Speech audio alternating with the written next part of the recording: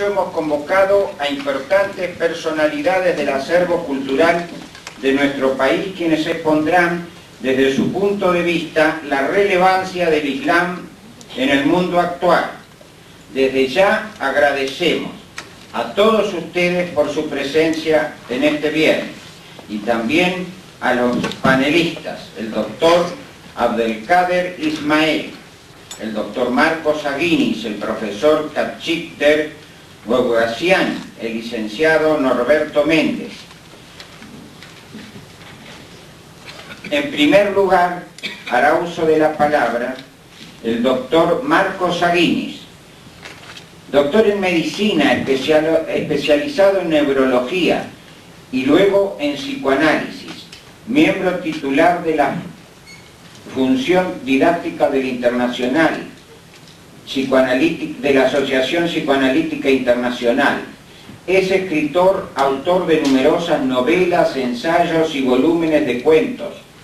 En 1983 fue designado subsecretario y luego secretario de Cultura de la Nación. Creó el PRONDEC, Programa Nacional de Democratización de la Cultura, que obtuvo el apoyo de UNESCO y de las Naciones Unidas, y puso en marcha intensas acciones para el mejoramiento de los mecanismos participativos de la sociedad. Por su obra fue nominado al Premio Educación para la Paz de la UNESCO. Ha publicado artículos sobre una amplia gama de temas para diarios y revistas de América Latina, Estados Unidos, Europa e Israel. Asimismo, ha dictado cientos de conferencias y cursos en Alemania, España, Francia, Italia, Israel, Estados Unidos y casi todos los países de América Latina. Con ustedes, el doctor Aguinis. Estimados amigos, en primer lugar quiero agradecer el honor que me brinda el Centro de Altos Estudios Islámicos para participar en este encuentro, que promete ser muy jugoso y muy sustancioso, y por otro lado felicitar a este Centro de Altos Estudios Islámicos por llevar adelante la iniciativa de organizar eventos en los cuales desde visiones opuestas se pueda reflexionar sobre el importante y trascendental presencia del Islam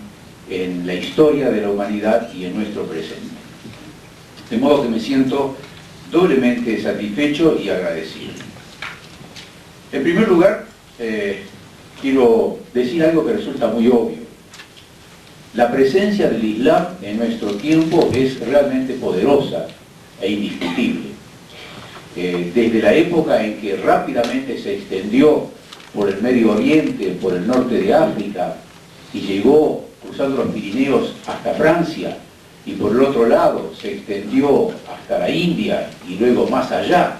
hasta las islas del extremo oriente, Indonesia, Malasia,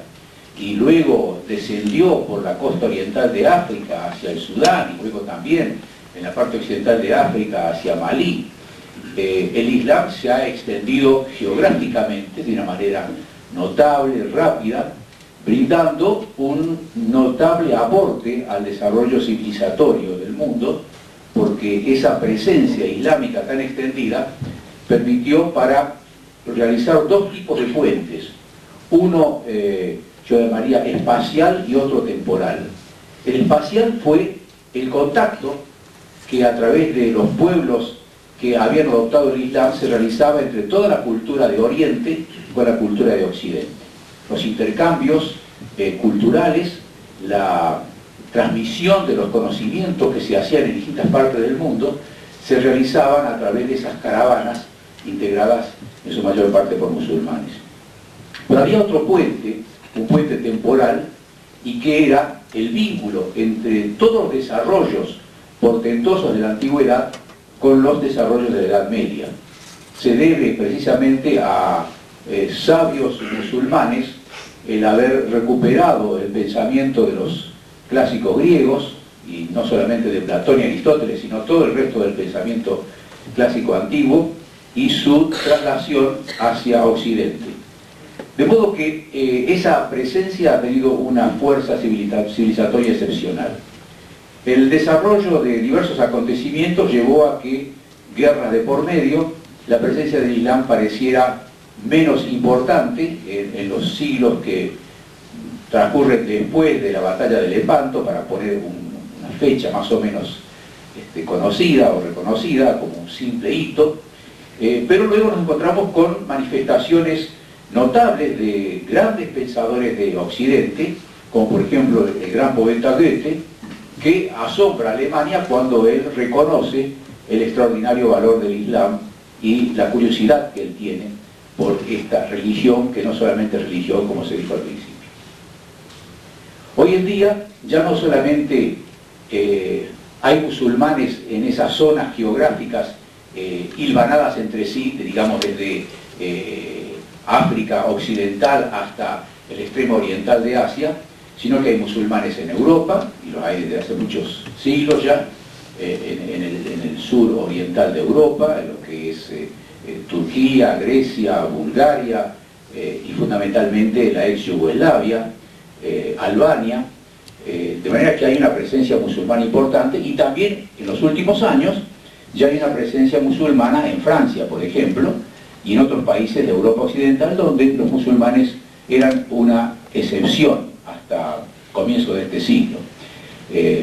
Se manifiesta, no estoy seguro de ello, pero parece que en algunos sindicatos franceses la presencia islámica ya constituye un núcleo suficientemente poderoso para influir en muchas decisiones de los obreros franceses. De modo que esta presencia se ha extendido y es mucho más poderosa de lo que a simple vista pareciera cuando se lo ve en forma superficial. De manera que esto yo creo que es algo que debemos tener en cuenta y entender que el viejo sueño, que comenzó ya en los tiempos del profeta Mahoma de extender su mensaje a millones de seres humanos, se ha cumplido de una manera muy satisfactoria, y hay una extraordinaria porción de la humanidad que es islámica, que se considera musulmana. Esto todavía va más allá, todavía cuando en Estados Unidos, por ejemplo, los negros descendientes de viejos esclavos, al necesitar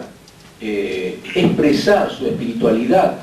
con una religión que no haya estado contaminada con la esclavitud que ellos sufrieron, entonces no encontraron sino en el Islam esa forma de expresión. Y así nos encontramos, por ejemplo, con el dirigente Malcolm X, o Malcolm X, o Malcolm X debe ser, ¿no? O el boxeador Cassius Clay, que cambió incluso su nombre por el de Mohamed Ali, y otros más, como una manera de buscar una espiritualidad que no haya, como le dije recién, sido cómplice de la persecución y de la esclavización de los negros. Ustedes saben que realmente resulta bastante absurdo que a los negros que eran esclavos, o a los indios que en el resto del continente también se los esclavizó de una forma más encubierta e hipócrita, se les quiso imponer la religión dominante en esa época, la religión cristiana, como la religión de todos. En mi novela La Gesta del Marrano hago decir a un personaje, a un indio, que el Dios de los conquistadores quiere presentarse como nuestro Dios, pero él no nos defiende a nosotros, defiende solamente a los conquistadores, no nos ayuda a nosotros los indios. Entonces los indios tuvieron varias rebeliones contra esa religión que se quería imponer como la espiritualidad superior a la que ellos traían desde antes, y bueno, esto fue rechazado y así se volvió en movimientos muy importantes a la vieja religión animista de las huacas, que era la que los indios, por lo menos en la zona del Perú y de todo lo que fue el virreinato del Perú, practicaban antes incluso de la imposición inca del dios Sol o la imposición española del cristianismo. De modo que es muy importante comenzar por